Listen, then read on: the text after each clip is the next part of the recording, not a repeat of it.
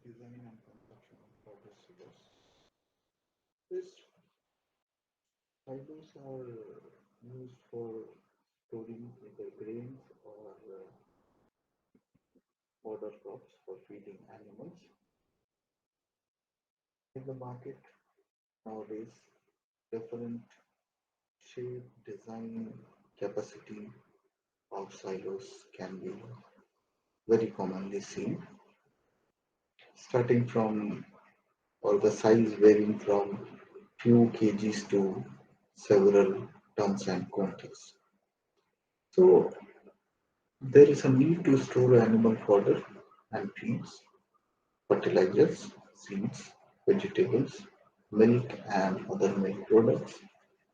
There is also need to store farm machineries, etc. So all these things are stored in a variety of storage structures. Nowadays, when agriculture is commercializing day by day, very commonly we see several warehouses are being constructed even in rural areas, either by government as well as private sectors, in order to store grain items or food grains. So why there is need of storing either food grains or fodder items? We know that in Indian scenarios, season varies.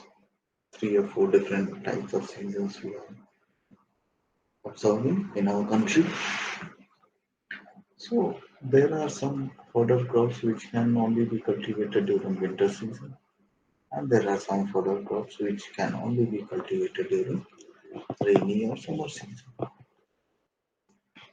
So during off season, there is non-availability of green fodder. So also, like whenever there is harvesting of cereal crops, the remaining biomass can be chopped or either threshed, and that can be stored. The straw can be stored for feeding the animals. So there is a need to store this fodder or feeding items to be fed to the animals on daily basis. So the structures which are used for storing the fodder are called silos. So silo is a farm structure which stores and preserves the animal fodder in an ideal condition. The fodder is cut and packed in the silo in an airtight condition to favor for partial fermentation. The stored fodder is known as silage. The fodder which is stored inside the silo is known as silage, and silage can be made from any grain crop with moderately tough stalk. Examples can be grass, sugarcane, leguminous crops, and many more. So here I would like to discuss a bit about silage. So silage in this type of silos, dry as well as green fodder can be stored. So talking about dry fodder, mainly that is the husk or dry biomass or straw, which comes after harvesting and threshing of crops. So we can store all those feeding items or fodder items in the silos. Here we are talking about the green crop. So we know that during off season or during dry season, there is a shortage of green fodder. Dry fodders are available, and green fodder is not available during that season. Therefore, a method has been derived to prepare silage. So, for preparation of silage, we take green crop, we chop that crop biomass in small pieces. There is a specific dimension or size recommended. So, we chop into small pieces. We mix some chemicals and we store it for at least that can be stored for say like 100 days or 120 days. And if we maintain the proper storage techniques, proper manage, we minimize the water leakage and all, in that case, the quality of silage and the nutritive value of silage increases. And the animals who are fed with a good quality of silage, it has been observed that their milk capacity, lactating period, as well as their body weight is increased compared to the dry feed. So silage is more nutritive than dry stocks, but when compared to green fodder, there is some loss of nutritive value in silage too, because the sugar is converted into lactic acid, giving a sour taste. Losses may also occur due to surface spoilage, fermentation, as well as seepage. So, loading of tower silos is difficult. There are different types of silos: horizontal silos, tower silos, and pit silos. So, tower silos are constructed above the ground. Horizontal silos are also constructed above the ground horizontally. Main problem comes when we construct or when we talk about pit silos, which is under the ground. So we see that silage is very nutritive, but still there are some limitations. When compared to green fodder, there is some loss of nutritive value. So loss may occur due to surface spoilage, fermentation, and seepage. Loading of tower silos is difficult. Why it is difficult? Because it is in the form of towers and the feeding mouth is on the top, so we have to lift up all the feeding materials or further items onto the top of the tower silo, then only we can feed it. Or nowadays there are several suction machines or suction pumps, we have to use that all pumps to for storage purpose. So loading of tower silos is very difficult compared to other type of silos like pit silos, horizontal silos. So it needs a mechanical loader or a large capacity blower for elevating the job. So the wall should be smooth, circular and strong enough to avoid cracking due to lateral pressure. Hence a heavy reinforcement is also required while construction of tower silos or any type of silos. The only advantage is if the water table is very close to the ground level, tower silos are preferred. So if ground level, if water table is very close to the ground level, in that scenario, tower silos are preferred. Otherwise, we go for pit silos. So the cost of construction of these silos is comparatively much higher than that of horizontal type as well as pit silos. So here we can see some of the images of different type of storage structures which are used in India as well as abroad. So the first image is image of first and this down second. These two images are of trench or trench silos. So these are on the ground surface, above the ground surface, and uh, the size is not limited. It is up to the choice of the user or the owner. And in this method, we store the feeding items and we can daily remove and feed the animals. Second one, this green color are example of tower silos. So this one is a very small unit, and this kind of units are for storing large quantity of grains or other crops. So if we move on next slide, we see some modern as well as traditional order storage techniques.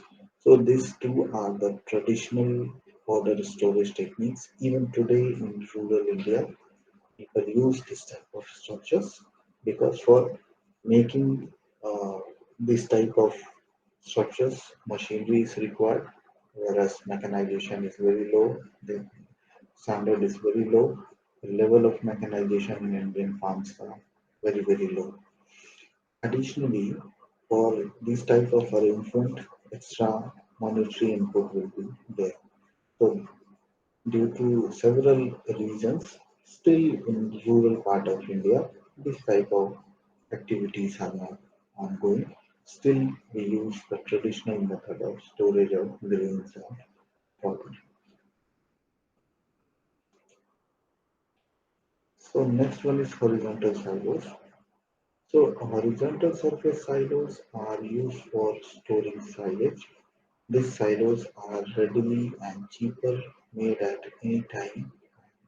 They can be easily filled and unloaded without any equipment. They are successful in areas having a deep water table.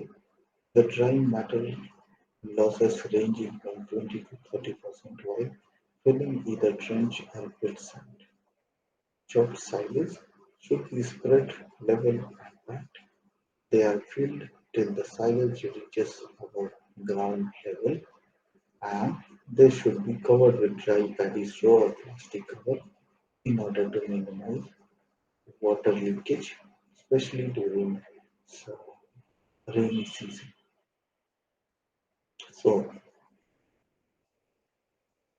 so we can see that horizontal silos are very useful, readily available, and cheaper compared to other different types of silos. But still, there are some limitations, like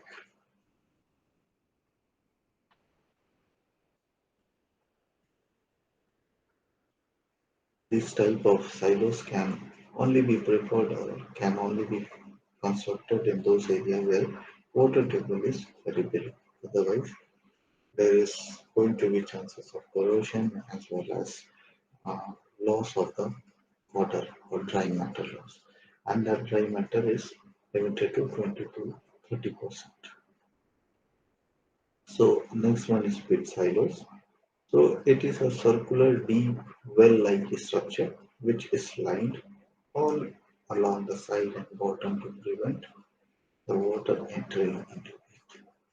They can be made of bricks or stones or concrete with either lime or cement, but up to a depth of 15 meter to 22 meter. So the depth is limited. It should be vary between 15 to 22.5 meters, not more than that.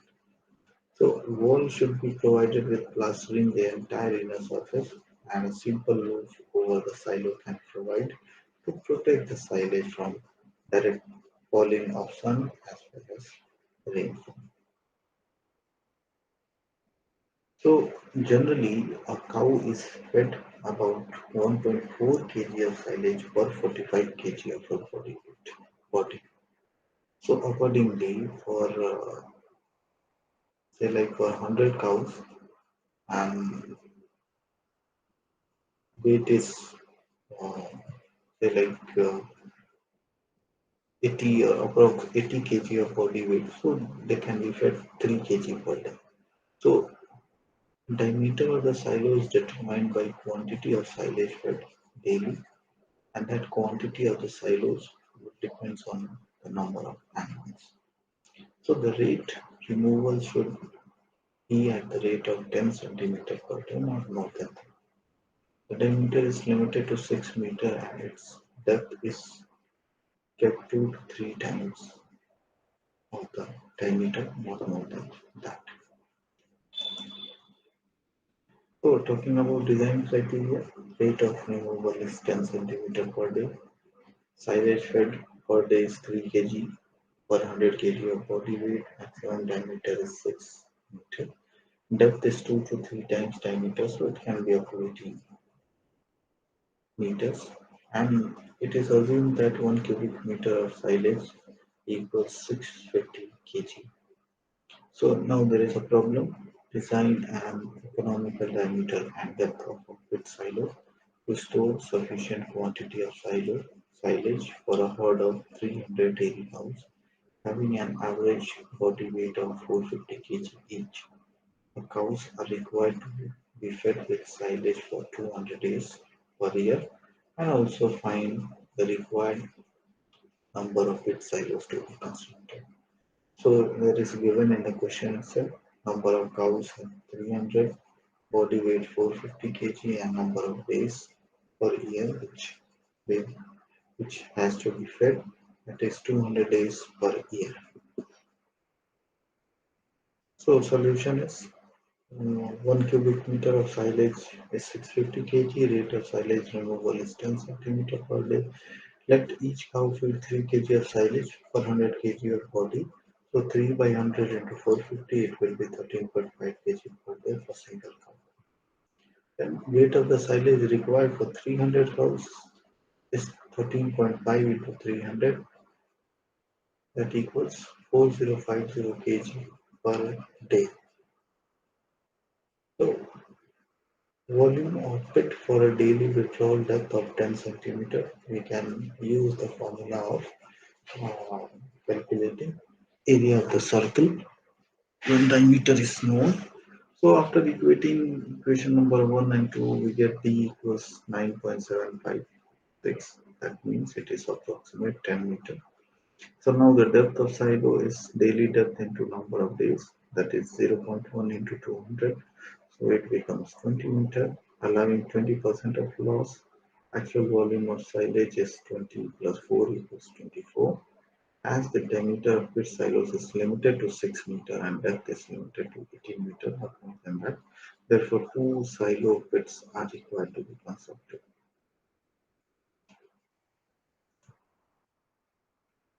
So next are trench silos.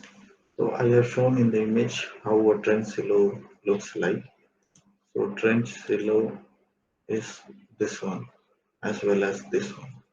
We make canal-like structure on the ground surface and in between we can store the feeding items. So trench silos can be either or lined one or unlined one.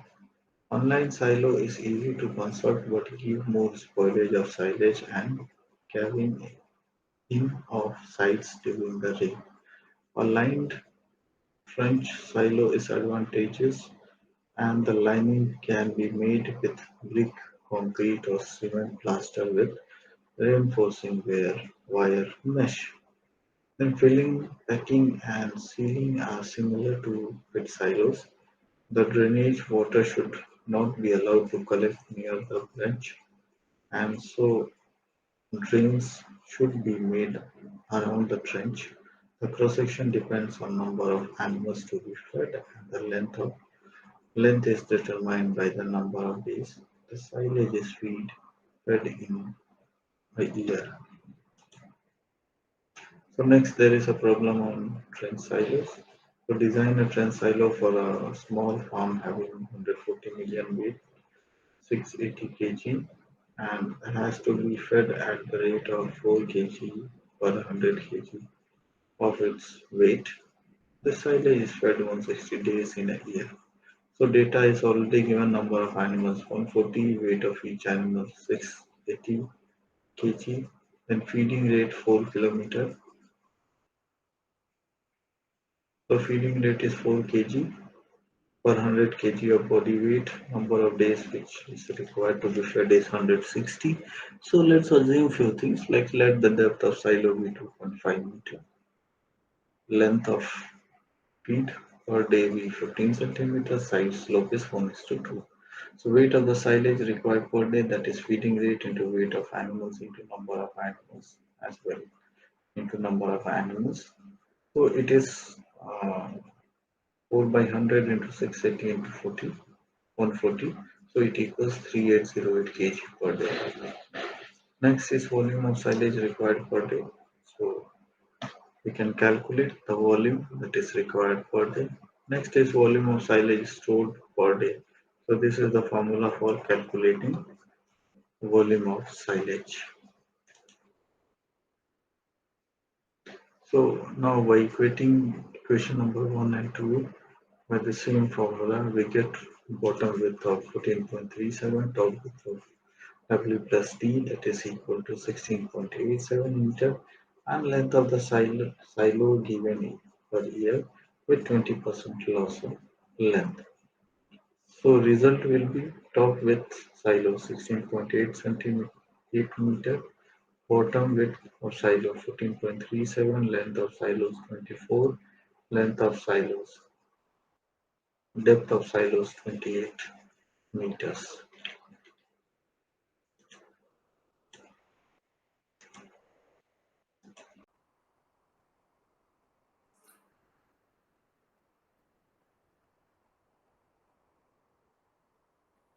Farmstead planning. Farmstead is a place within any farm area, especially it consists of residential buildings and other supportive buildings like buildings required for livestock, say like dairy unit, poultry, goatry, and similar other constructions. Combinedly, they are called as farmstead. So, farmstead is the area within the farm occupied by buildings, corrals, fences, and gates, and they are used generally as a center of operations for farm works and activities. So, why these all things are constructed within, or the point of location is selected within a farm area, that is the center point of the farm. A reason is that if this all constructions are at one place, I mean to say is, if the cowshed unit, poultry unit is near to the residential building, it will be very easy to manage, to monitor, and to check the things whether all activities are ongoing well, or to find if something is missing. So, therefore, it is very important to construct this farmstead area at the center point of the farm. However, you might see within few farm areas that the farmstead is constructed at some corner, or say like near to the road. So there are, again, there are some benefit of constructing farmstead near to the road. So in that condition, or in that case, it will be useful for easy for transportation, for loading and unloading, and many other activities. So this farmstead is generally, it is practiced to construct at the center, so that from there itself we can have a view of entire farm. We can manage and monitor, regulate several activities, as well as there are some advantages of the farmstead to be constructed at any corner or near to the road. So talking about the farm planning objectives,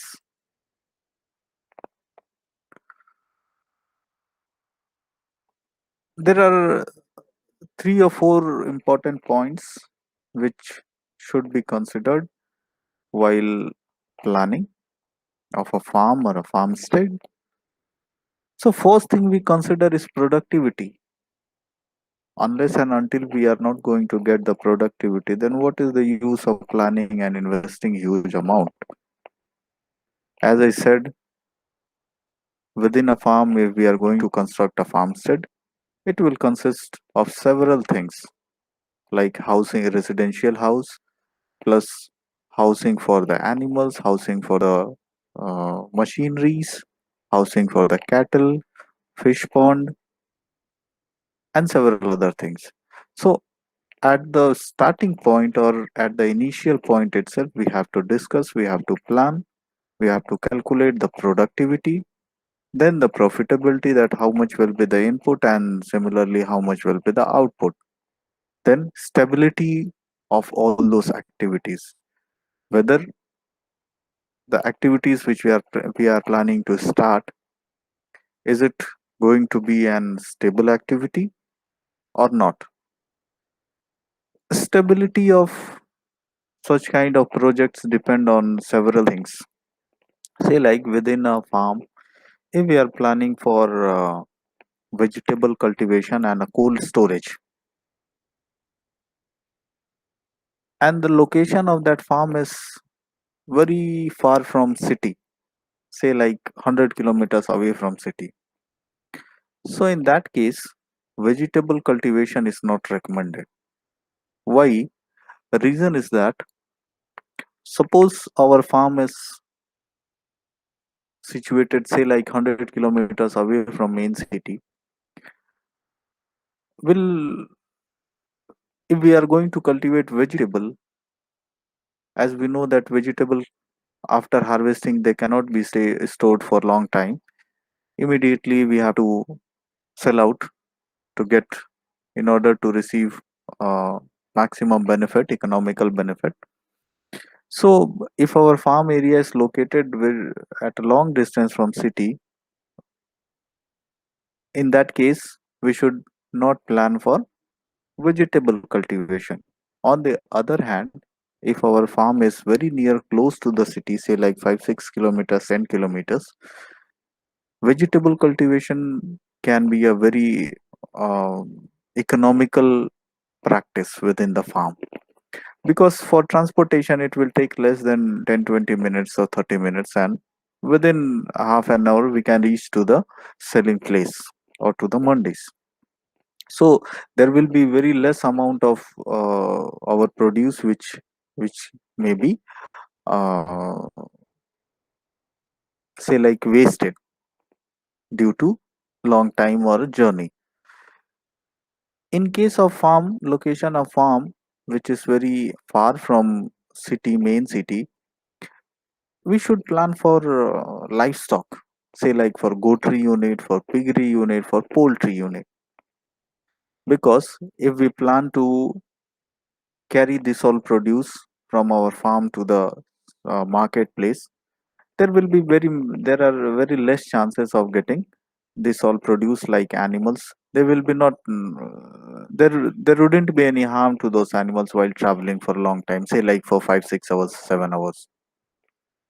So similarly, considering these all points at the very initial stage or for at the planning phase, we should think about the productivity of the farm, then profitability, stability, and again the next term is, that is, we should think about modernization. So modernization is another new concept which has been emerged while considering the economic aspect of any farm. Modernization means using modern techniques for starting from the initial stage up to the harvesting as well as post harvesting. So modernization, we all know that modernization will leads towards profitability. 100%, no doubt is there. But on the other hand, modernization will also lead us towards heavy investment at the initial stage. So there are both sides, positive as well as negative. So whenever we are planning for the farm, we should think about modernization because there are many advantages. Like if we are using modern techniques of irrigation, like drip irrigation, sprinkler irrigation, foggers. that will increase the productivity. And once the productivity or production is increased, the owner will get much economic benefit. So generally, while talking about modernization, we should avoid the huge investment, or we should not avoid it, but we should invest in the modern techniques so that in order to receive higher economic benefit. So next is environmental compatibility and safety. So we know that nowadays and several environmental acts are there.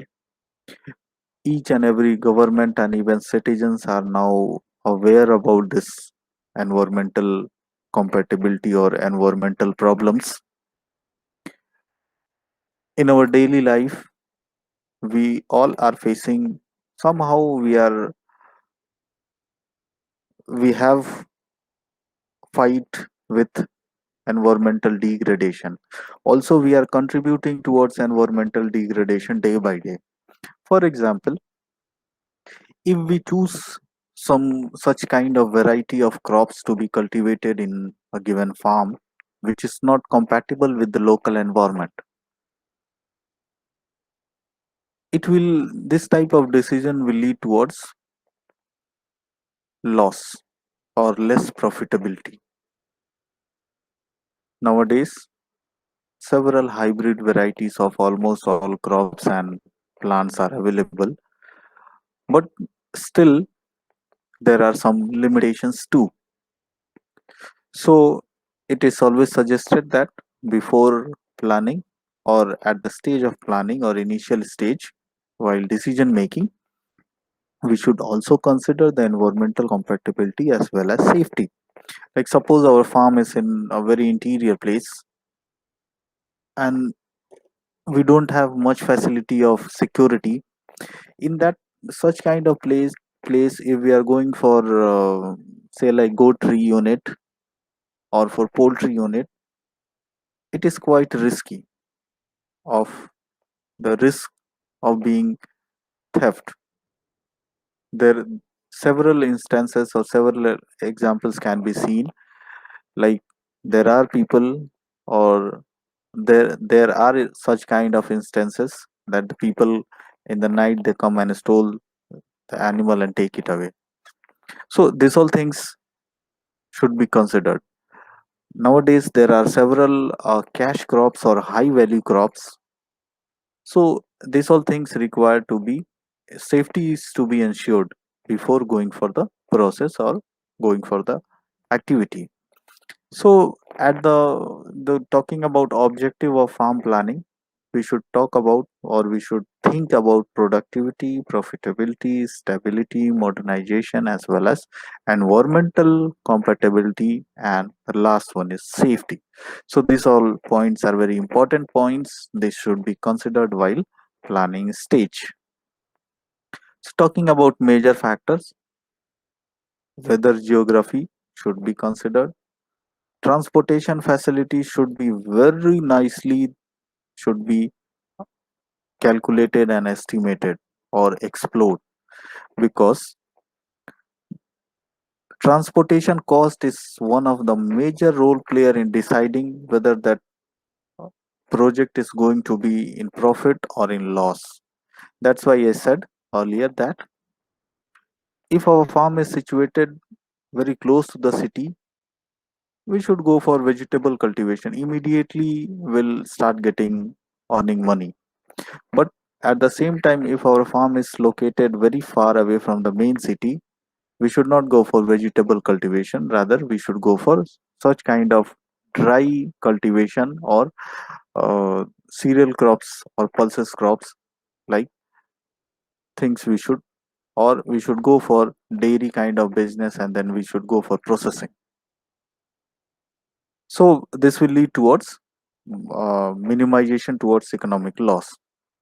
Next is health and hygiene, building infrastructure, dealing with waste, communication system, creating energy and water supply.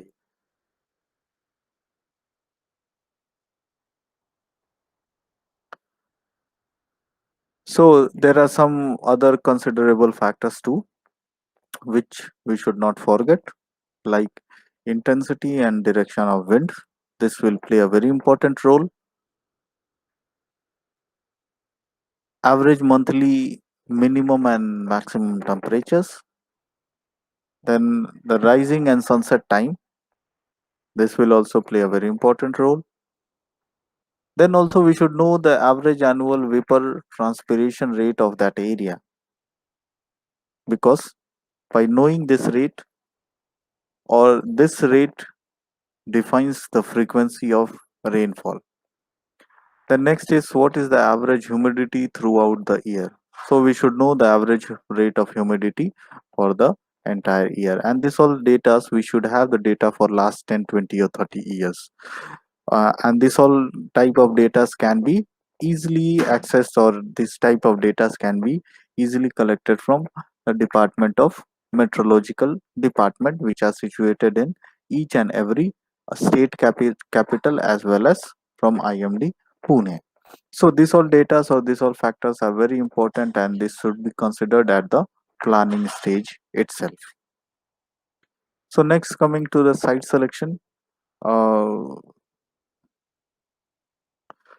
Coming to the site selection, we should pay attention to the following points when site is going to be selected. We should clearly identify the type of soil, the soil depth, and fertility level of that soil, because these are the important points. Or whatever cultivation, soil is a very important.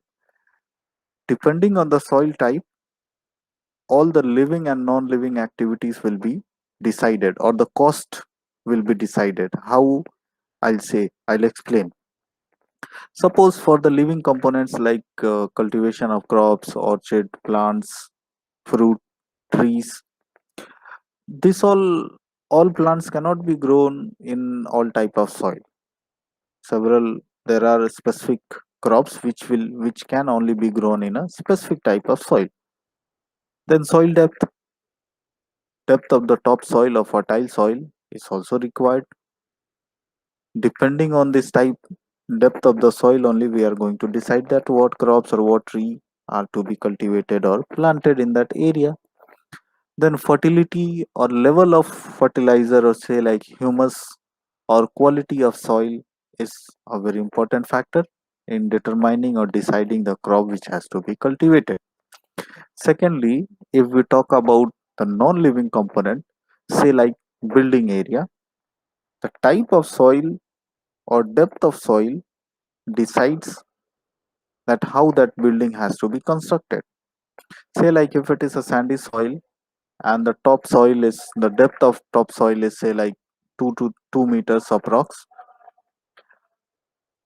While constructing any building, we should we must dig very deep, and all the basement work has to be done very nicely and with huge investment. Then only our building will stand properly and will stay for several years. Additionally, if our soil is say like sandy soil stabilization work has to be done before constructing any building of say like 2 floors, 3 floors, or a big building. So for stabilizing the soil, it will require additional amount.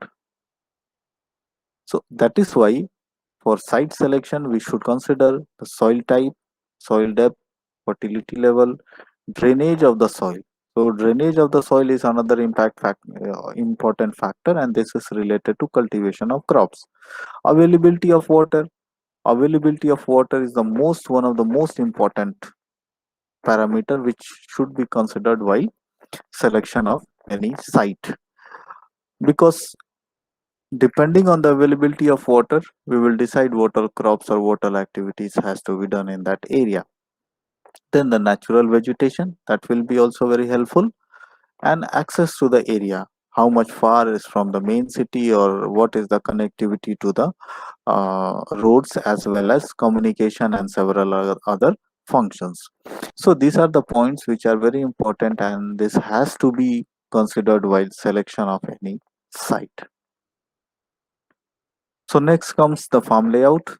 So a farm layout refers to the compiling of physical structures such as homesteads, outbuildings, waterways, contours, camps, water supply roads, and layout of orchards, vineyard, or lands.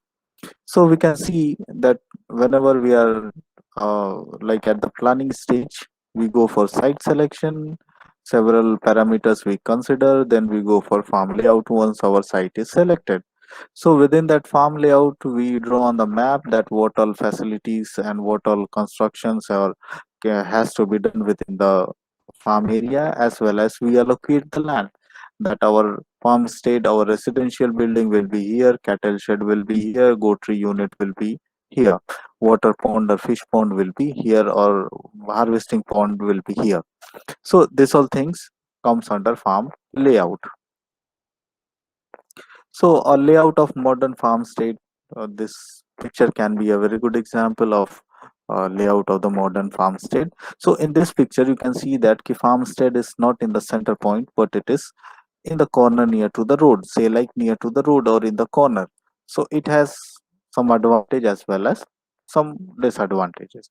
So you can see that ki this area, this area, this area, as well as this area are used for cultivation of some crops, as well as this area is for agroforestry, whereas this boundary area, there are several trees, and I think these trees can be of fruit trees. You can also see that uh, this there is difference between this one and this area. So there are different crops which are cultivated in this area. See, there is some boundary at this place, there is some boundary with the trees, so it has some advantage. Like in this type, in this within this type of field, we can cultivate such crops which are very say like vulnerable to high winds, or during the windy seasons we can cultivate some crops which are say like flower crops, or uh, which are very say like vulnerable to high winds.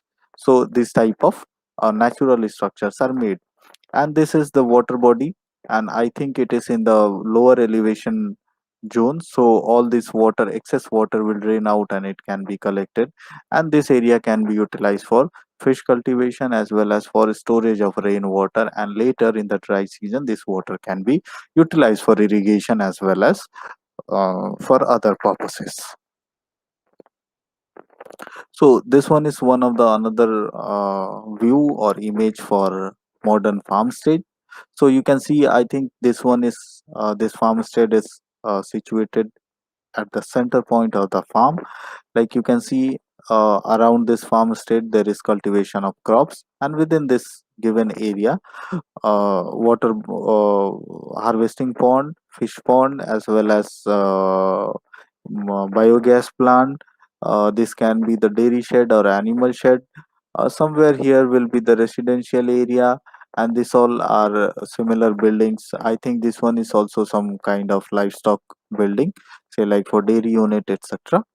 So you can see the designing of the uh, say like the designing of the farmstead depends on several factors. You can see from this image it is very clear that somewhere at this location is at higher elevation, and this side it is lower elevation.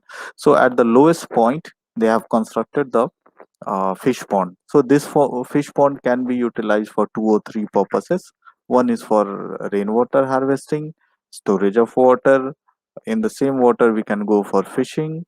Then this water will the collection of water and storing here will lead towards groundwater recharge, as well as this water can be used for irrigation purpose in the dry period.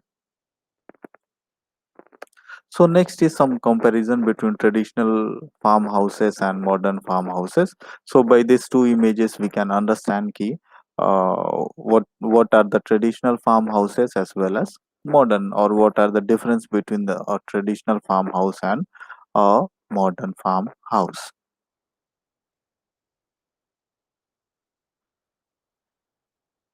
There is also a very important aspect, like within the farmstead or within any farm, operational farm, we require huge amount of energy.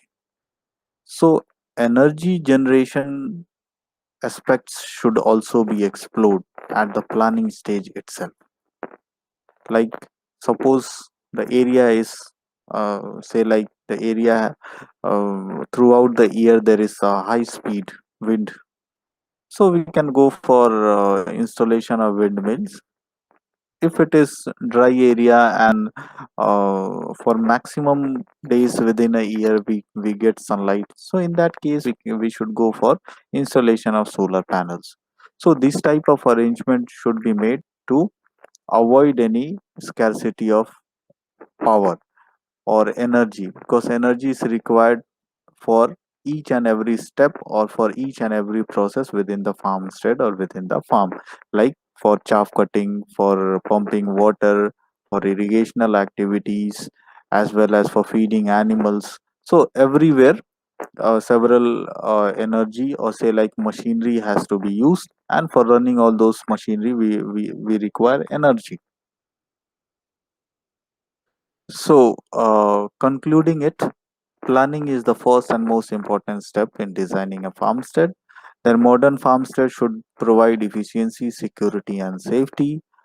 Then a farmstead also is also a place of relaxation, recreation, and play of workers, family members, guests, or others. Some farmsteads will have high demand for electrical power and water supply. The plan should be accordingly to provide efficient distribution of these services. So many times we see that farmhouse, uh, many people they construct or they develop farmhouse not for the say like only for economic benefit, but mostly the people who are residing in cities in a very dense populated area, they choose or they develop such kind of farm in a countryside or in rural area, and they go and stay there for few days, for few months, to relax their body and mind. So a farmstead is also not only a place for agricultural activities only, but also it is a place for relaxation, for recreation, for to play, then for family members, then guests and other activities. Uh, so if our farmstead or farm is for such kind of activities, a huge amount of energy will be required. Like whenever the people are going to stay in that farmstead within that farm area, they will require electricity for cooling, require electricity for cooking food, require energy for making them warm, for refrigeration, light, fans, cooler, AC, several other equipments are there which has to be operated using energy or say like electricity. So for this reason only, at the planning stage only, there should be uh, proper steps has to be taken for installation of energy harvesting devices like windmills, installation of windmills, as well as installation of solar panels, whichever it is suitable in that area. So nowadays we see that there are huge subsidy from the government side for the people related to alternate energy sources. There are huge opportunity, like say like for area like Rajasthan, there is a huge opportunity for installation of uh, solar panels, and government is providing subsidy and people should avail it. Whenever I travel towards travel on highways, especially traveling towards Delhi, I see a much more number of farmhouses on the highway, which is Jaipur to Delhi highway, and many of them are very well made, constructed, as well as I think all the facilities of energy generation is also there, because we can simply understand that most of the farmhouses are in the rural area, so there are no proper supply of electricity as well as other options are there. So in that case there is a single option uh, to develop our own energy generating devices, or to install our own energy generating devices, so that there will be no scarcity of power.